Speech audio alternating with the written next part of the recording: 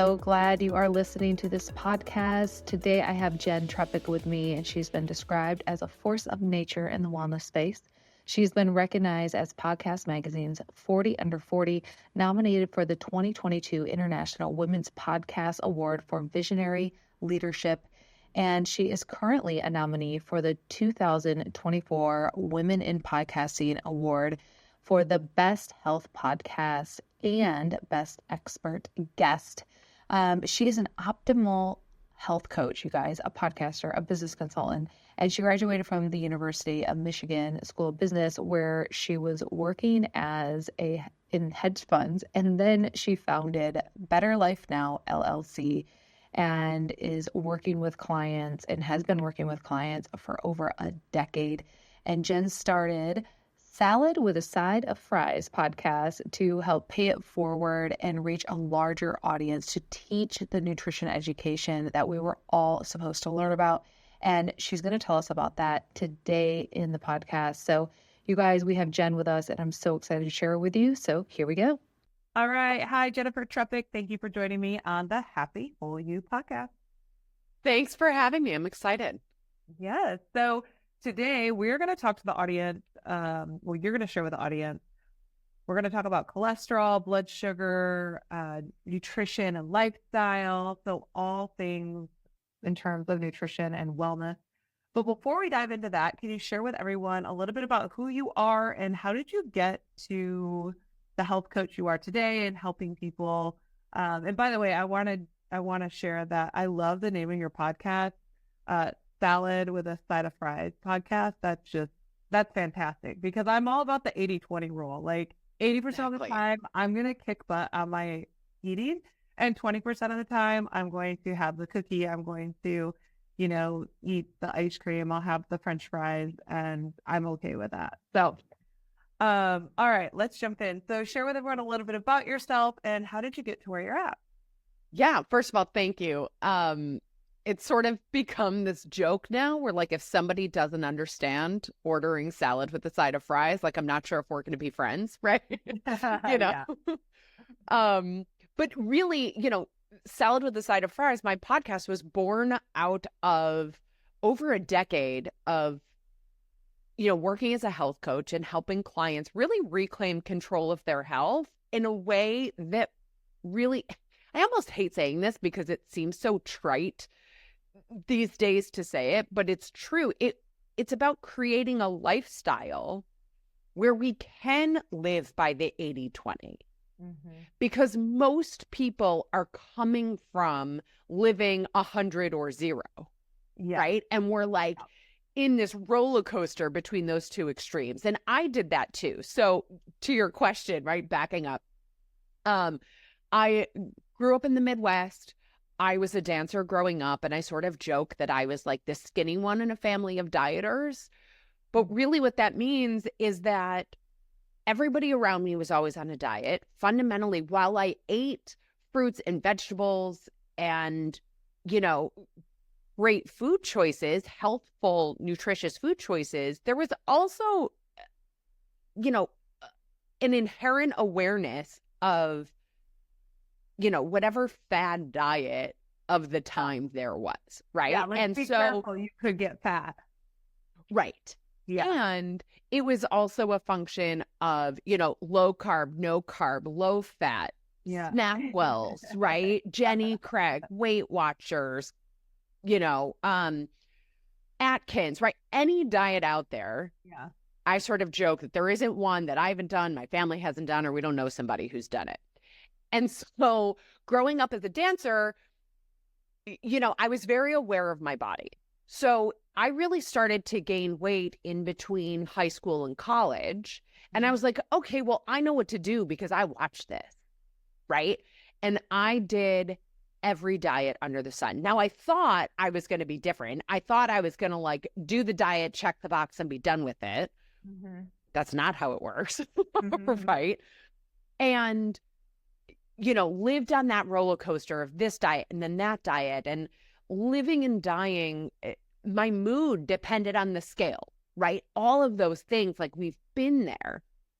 And fast forward, I graduated from University of Michigan Business School, moved to New York, working out every day. Like I'd created this routine.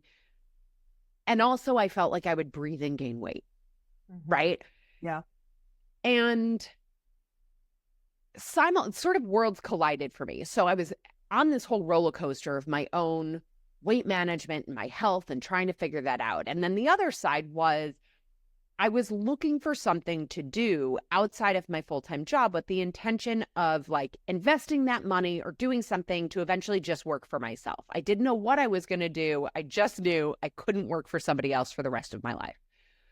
So those two things collided when I learned about the curriculum that I've essentially based my practice on.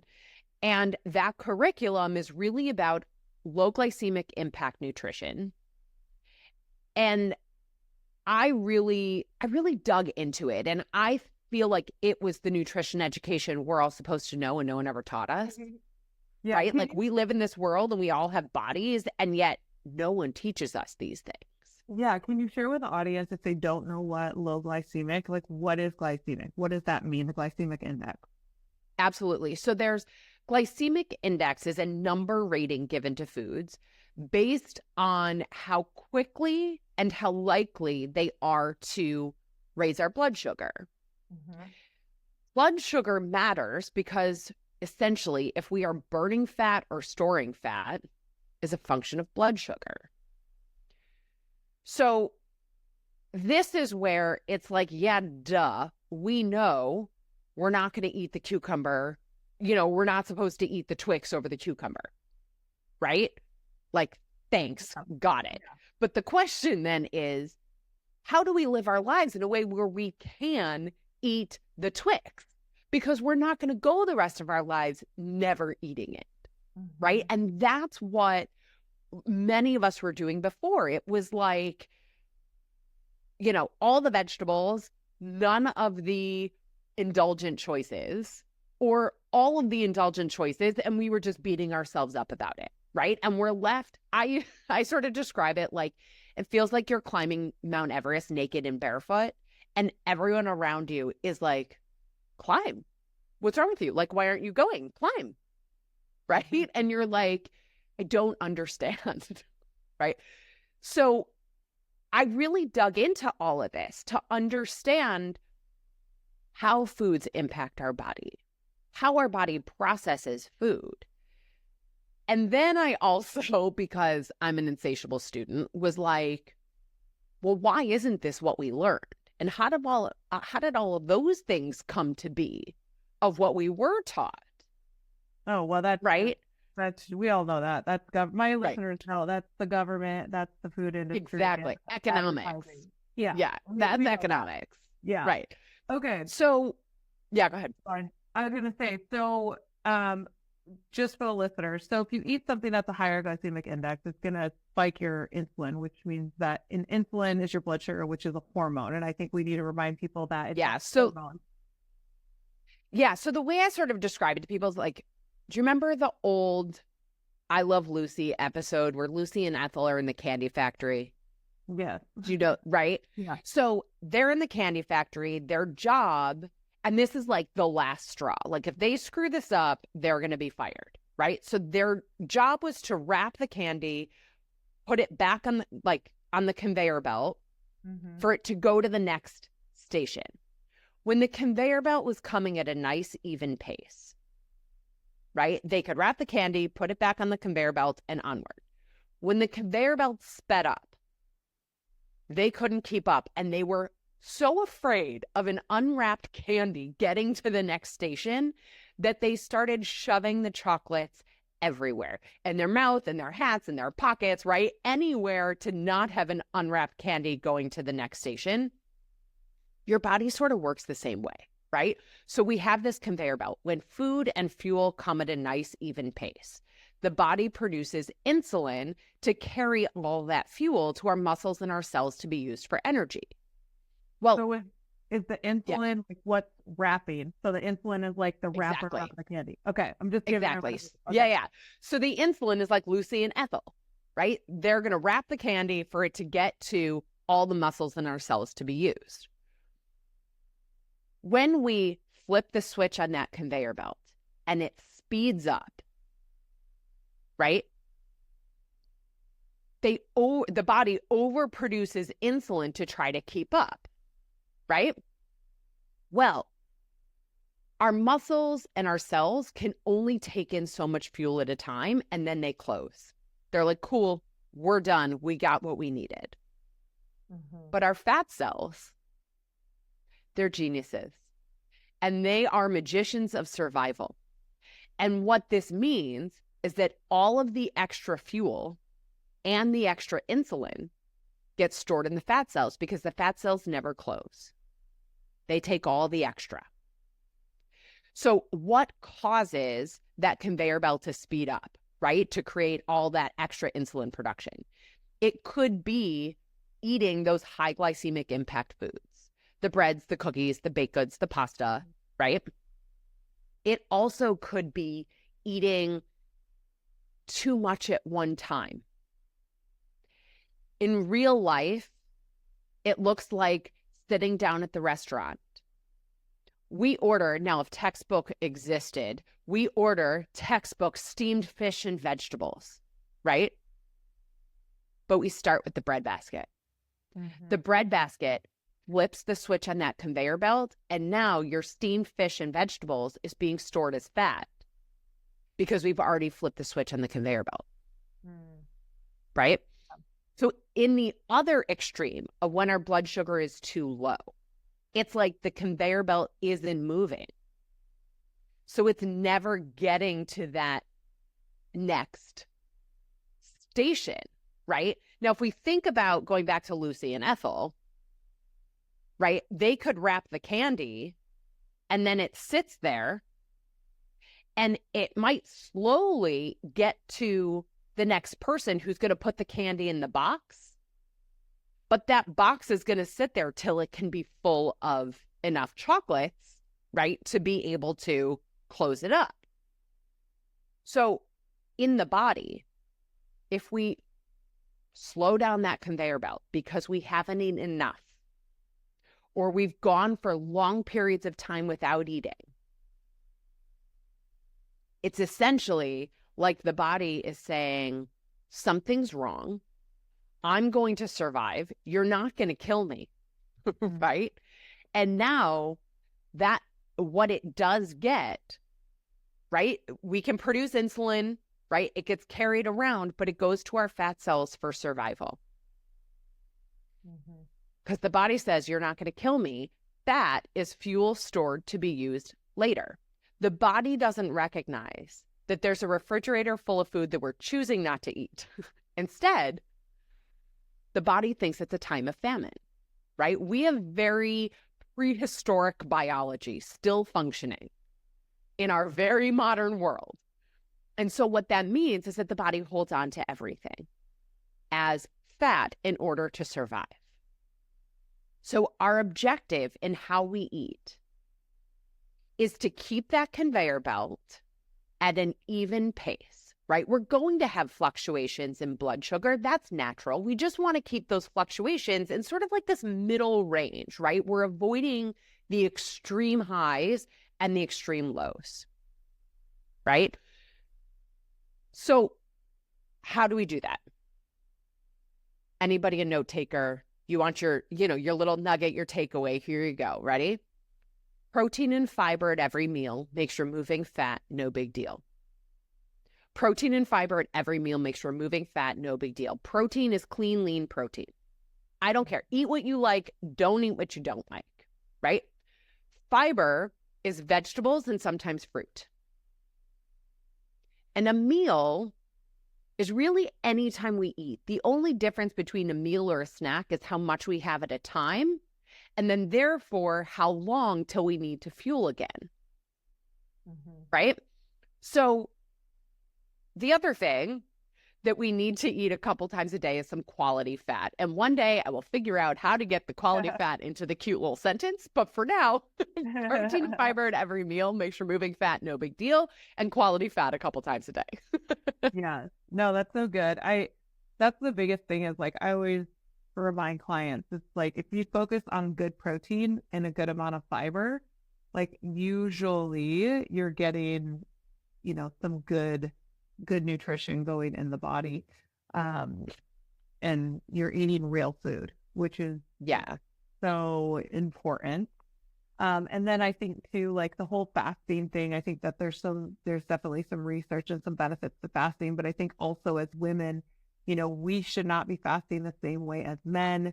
And then people, I think, if we think about how the digestive system works too, like how you were saying, like going too long between, it takes about 3 hours, 4 hours to digest all your food. Then you should have a period of rest, about an hour, and then you could eat again. But like, I also am not a big fan of eating every 2 to 3 hours, because you're never giving the digestive system a rest. And then also that sphincter that closes right here, you don't have any reflux, that never gets to fully close. It's like, wait, food's coming in again. So I think and that's where too, right? Like a meal is going to last us somewhere about like 4 to 5, maybe 5.5 hours. That would be a long time between meals, right? But usually about 4 to 5 hours between a meal. If what you're eating is a snack will probably last us 1 to 2 hours, depending on how much we have. Mm-hmm. So there are times where it's like, look, I'm running around. The next time that I actually have time to sit down and eat a meal is 7 hours from now.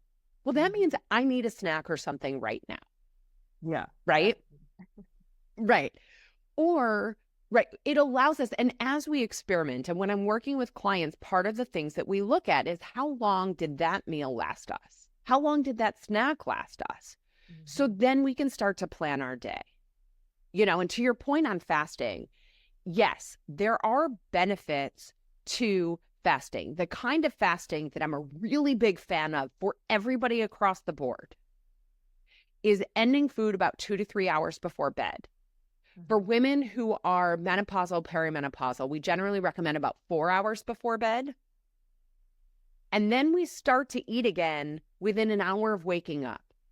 So your fasting time includes your sleep, not when we are expecting our body and our mind to perform. Because expecting our body to perform without fuel sends signals to the body that we are in a famine and it is fight or flight and we have to survive. Yeah. And again, yes, like men respond very differently to fasting than women. I mean, just think about our hormones, right? Like our body needs a lot of different inputs.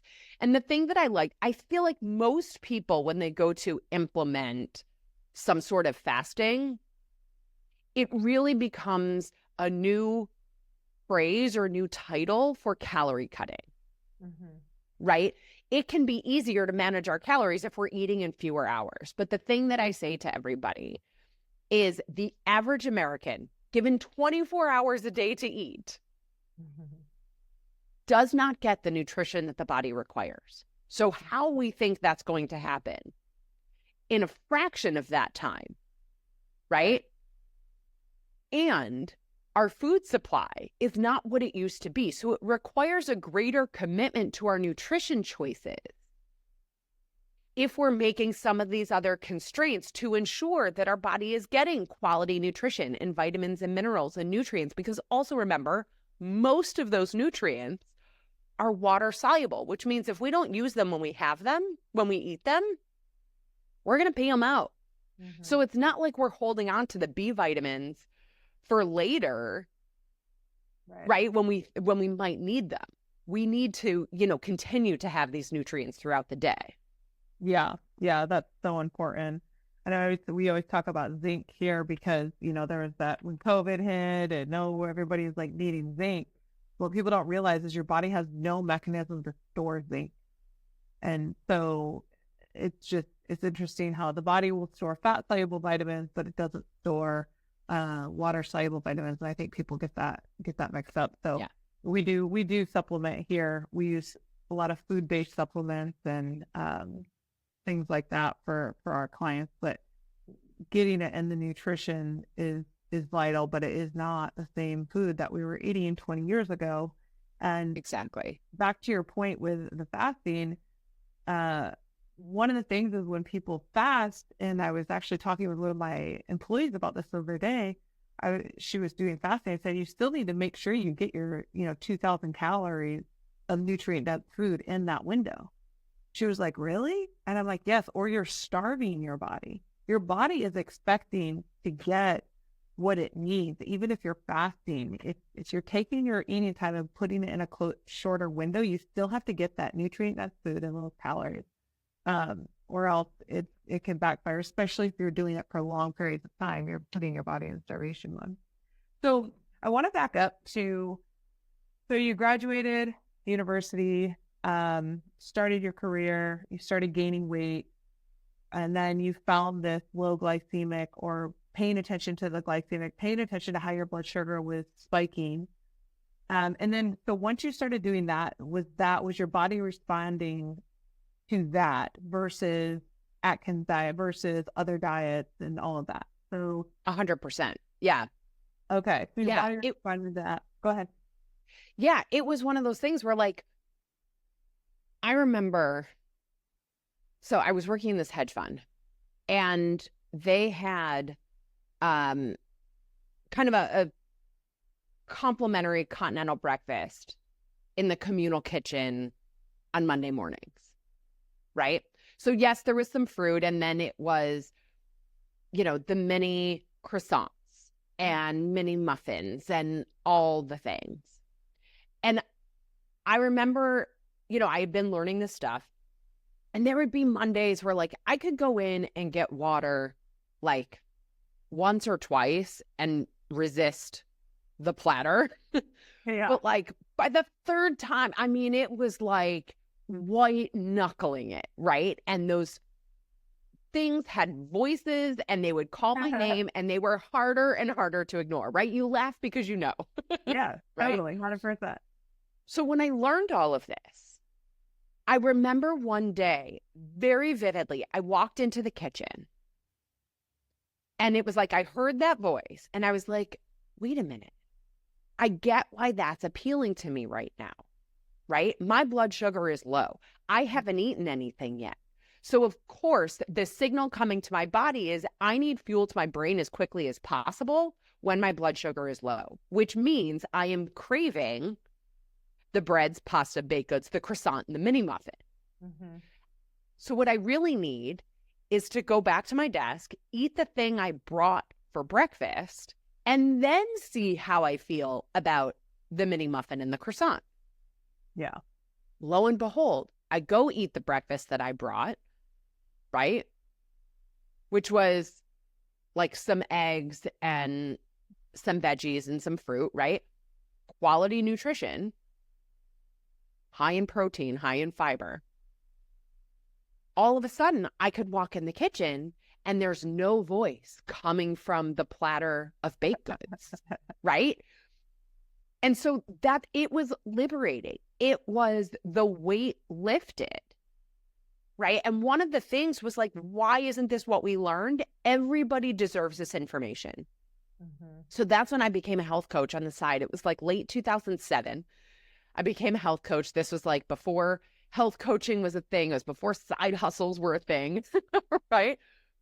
But it was really about helping people help themselves with this information.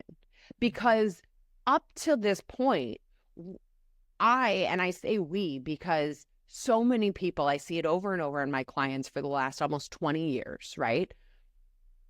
We are led to believe that our weight challenge, that our health challenge, that our quote unquote inability to stick to a diet is a moral failure and a personal problem. Mm-hmm. It is not. You have not failed. All of these programs and things that we have tried have failed us because none of them were designed to be long-term. None of them were designed to actually shift body composition. They were just designed to make the number on the scale go down. Yeah. Right? And so by learning all of this, it was so liberating. And I set out on a mission to pay it forward and help people help themselves. So, you know, here we are. So I built my practice on the side for 12 years. I left my full-time job July of 2019, launched Salad with a Side of Fries podcast in August of 2019. And now here we are, like 5 years later, and I get to sit and talk to you. Oh, that's so awesome. Yeah, that's so good. I think, yeah, the whole thing around just understanding how food is fuel and, you know, getting the right food in the morning, I think is like really vital. And at lunch too, because what I find is if I don't get a good, like this morning, I had some eggs with some Celtic salt on it. So Nice. I needed my protein. I also, we had the CEO of Energy Bits on, and I do her chlorella and spirulina in the morning, which has really, it's very nutrient dense superfood with protein in it. But one of my big things is I try to get enough protein, because what I'll find is I'll start working and then it's like 2:00 and my assistant's like, Anna Marie, you haven't ate. And I'm like, oh, you know, and then I'm like, okay, I got to like take the time to eat. But if I don't eat in the middle of the day and I keep working, I am so hungry that by 5:00 and when I get home, I like am like, I need to get something quick. You're ravenous. Yeah. Yes. And so that's just like a huge thing. But I find that also when I do eat what I need to eat, I'm like not interested in the late night ice cream. I'm not interested in the chips. I'm not interested in all of those things because I've stabilized my blood sugar all day and had my protein and had my nutrients. So my body just is like, that doesn't even sound good to me. Yeah. And 20 years ago, I would have been like, yeah, right. I need the ice cream. I need the French fries. I need all of this. Like, how does one stay on a diet? Like, I used to think like, how do you do that? Like, that's crazy. I get to eat what I want, you know? Right. But, so there's a couple things. And I talk about these things all the time with my clients. When we have challenges, especially around late night eating, late night eating is directly connected to what happens early in the day. Oh, yeah. Right. If we are depriving ourselves of nutrition during the day because we've been told eat less, move more, right? It is directly connected to the overeating in the evening. And there's a few reasons for that, which we can get into if you want to. The other thing is, a lot of times when we crave sugar, what our body actually needs is protein. There's a connection there as well. So if we can start to notice, right? Also, cravings, not a moral failing. They are one of the ways that our body communicates with us. Yeah. So the body is saying, I need something. I need energy. You're expecting me to do things and I'm exhausted, right? So that sugar craving is, I need fuel as quickly as possible. Well, sugar is fast fuel, right? Now, the protein might take a little bit longer, but it's going to give you that sustained boost that also supports our metabolic health and our overall health and longevity and vitality, compared to eating the sugar where we have the spike and the crash in our energy, and we're living on a roller coaster of blood sugar that's creating the cravings, the lack of energy, the cravings, the lack of energy, right? All of those pieces. I generally recommend that people start the day with no less than 30 grams of protein. Protein, fiber from vegetables and fruit, and quality fat are how we're going to keep our blood sugar stable. And what we do first thing in the morning sets the tone for the day. Yeah. Full stop. Yeah. Even for kids. Like, and I think one of the easiest things that we can all do, and I do this with my kids and they actually will make this, is I will take chia seeds, I'll take coconut milk, I'll take protein powder and blueberries, and you put it in a mason jar, you mix it up, it sits overnight, it turns into a pudding. And my kids are always like, oh, they don't really want much for breakfast, but they always know they have to leave the house with fiber and protein. And so they'll do like 3 big scoops out of that, super easy. And between the good fat and the protein and the fiber, it is going to sustain them until lunchtime. And Yes. and even grown-ups can do this. It's super easy. 100%. The only thing I would add is that for all the grown-ups, I love you. And 3 spoons is not sufficient for your adult body. Oh yeah, that's for kids. Right. Yeah, definitely. Probably a cup is gonna be your minimum. Yeah. 1 cup, because that's gonna, definitely. The kids are about Right. 3 big spoonfuls, probably about a half a cup for them, but their stomach's a little bit smaller. Yeah. But yeah. And it becomes a function of just recognizing that what we're experiencing throughout the day, from our energy, our mental clarity, our focus, our cravings, right? It's all the body communicating with us. Yeah. And it's all connected. So we can think about how we want to fuel, right? Based on how we want to perform. Now, with that said, kind of going back to where we started, we're never going to live the rest of our lives not eating some of those more indulgent, super enjoyable, sugar-laden foods, right? Yeah. So fundamentally, we learn to read labels so that we actually understand what we're really getting. The other side of that is, so think of high glycemic foods as the color red, okay? And low glycemic foods as the color white. If we mix them together, what color do we get? Pink. Pink. Okay.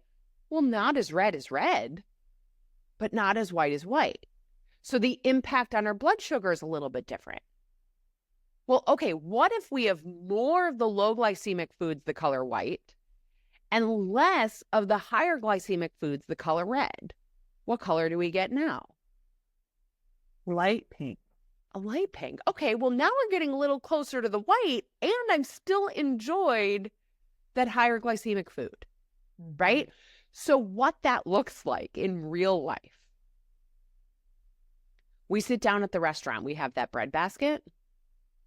Let's eat a salad. Let's eat some vegetable soup.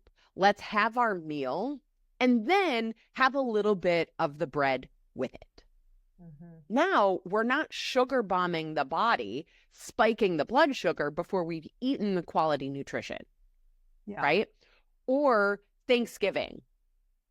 Let's have our dessert right after our meal, rather than waiting a few hours and having those high glycemic red foods all by themselves, right? So we can manage that with quality, quantity, and timing of some of those higher glycemic foods so that we can have our health and live our lives and enjoy our lives. And that's where this becomes that 80-20, right? That's where this can become a lifestyle that's sustainable versus I'm following this thing for a finite period of time, and then I'm going to go back to old eating habits, and I'm going to live on that roller coaster of, essentially losing water, muscle, and bone and gaining back fat. Yeah, so good. Yeah, and I think just also for people, making sure that you're hydrated is also top of the list with all of that. Before we go to a restaurant, I think drinking a big glass of water before you leave the house is always a good idea, especially if you know it's a place that's going to have chips and salsa, or that's going to have a bread basket, or even if you're willing to forego the chips and salsa, I'll have them bring over slices of cucumber, and I use the cucumber in the salsa, so I get that crunch, and I feel like I'm participating with the rest of the table with the chips and salsa. For sure. It's sometimes even like a little bit of a protein snack before you go, like a couple bites of turkey or chicken or a handful of almonds or walnuts or something before we go. Like, we don't want to show up ravenous, right? That's where we get the Mount Everest naked and barefoot situation. Yeah. Right? Yeah. That's when we end up we're all in. Yeah. I get that. I've been that. I got back from camp with my daughter and I wanted a burger so bad. And I knew that what I really wanted was the red meat. Like, that's what I wanted, because the whole time I was eating it was like almost like school food, like cafeteria food. So it was like very limited on what I had. A few snacks here and there, but you're out in the woods and, so that was my thing is when I got back, I'm like, oh, I need red meat. I wanted a burger. And I probably had a calorie deficiency for the week because I wasn't eating the nutrient dense in the food that I normally eat. So my body was like, hey, we need a little more. Yeah. B vitamins and iron and all sorts of nutrients in there. Yeah.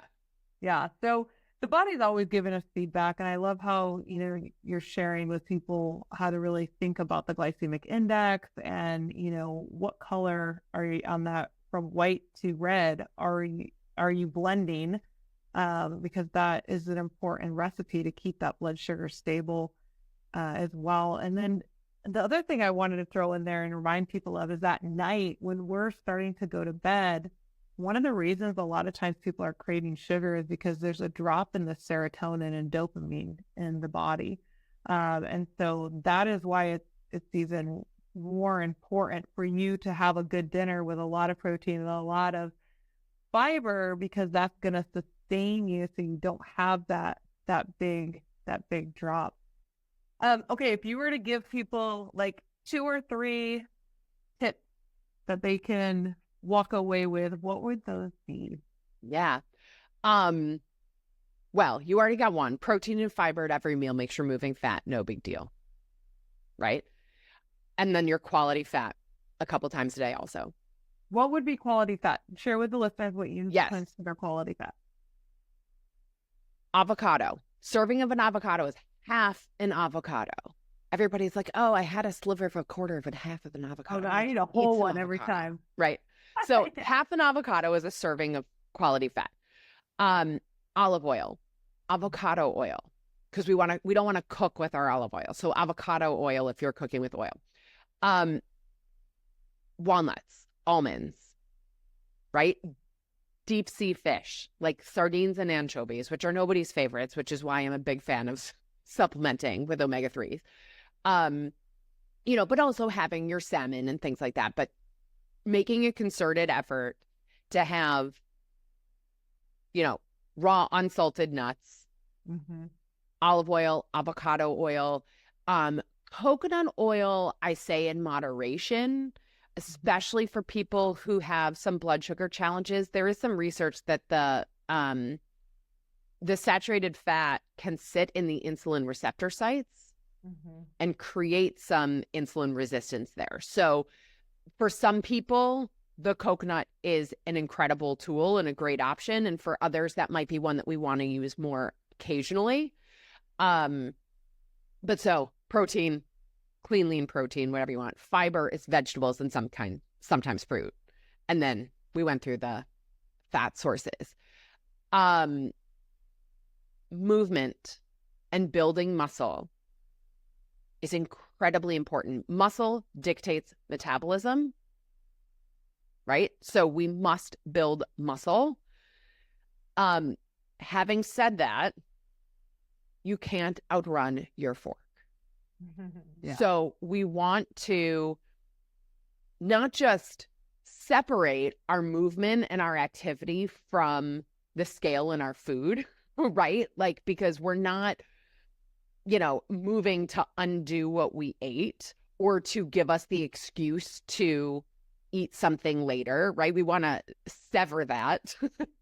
But with that said, we need to build muscle.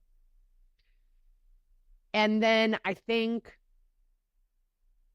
the last thing I would say to people, which is one of the things that I get a lot of pushback on from people, and one of many things, because a lot of the internet doesn't like when I say this, divorce the scale. The scale is one of the worst metrics. I recommend, and when I'm working with somebody, we only weigh or get on the scale once a month. And anytime we take one measurement, we take all measurements. So we are measuring total weight, body fat percentage, and then using a tape measure to measure head to toe, right? We have neck, chest, waist, hips, thigh, forearm, right? We're taking all these tape measurements and we're doing all of it anytime we do any of it. And that's once a month. Other than that, divorce the scale, put it away. I like that. I like to go by how my clothes fit. That's one of the things that I like to go by. I'm not big on the scale either, because I would actually be considered higher weight. I'm a very dense thick person. Muscle. Yeah, exactly. Exactly. I have a couple episodes about how BMI is just, it's nonsense, right? I say BMI is BS. It was never designed for individual evaluation. This is not what we really want to be using to measure, our health. Yeah. And by the way, when you do a BMI at a doctor's office and they can say that you're overweight, that's just another billing code to get money from the insurance company.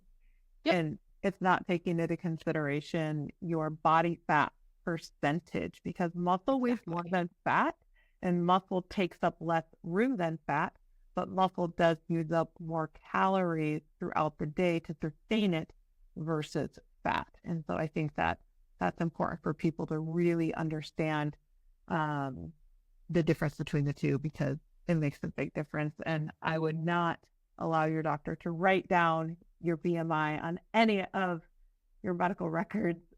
And by the way, anytime you go to a doctor, you are allowed to tell them that you decline for them to weigh you. Okay. You can refuse that. And if you choose to, one of the things that I recommend with my clients is that I tell them to ask their physician to add to their chart their body fat percentage from their home scale, so that that becomes part of their medical records, even if just for themselves, right? And their physician, but that they encourage their physicians and practitioners to add that information. Yeah. So don't believe BMI, you guys. Don't believe Exactly. Oh, gosh. Well, Jenn, thank you so much for joining me today on the podcast. And thank you for all your nuggets and lessons for everybody. Well, thank you, Anna Marie. Such a pleasure to be here. I feel like we could talk forever. So yes. And can you share with everyone where they can follow you, contact you, all that good stuff? Absolutely. So my podcast is Salad with a Side of Fries. So wherever you like to listen to podcasts, we're there. And all social media, I am Jenn Trepeck, JENN-TREPECK. Website is asaladwithasideoffries.com. I just want to say, I love nothing more than hearing from you. So please send a message, ask your questions, tell me what resonated with you, or tell me what's not clear. I'd love to hear from you more than anything. So send a message on your favorite platform, please. Awesome. Thanks, Jenn. Thank you.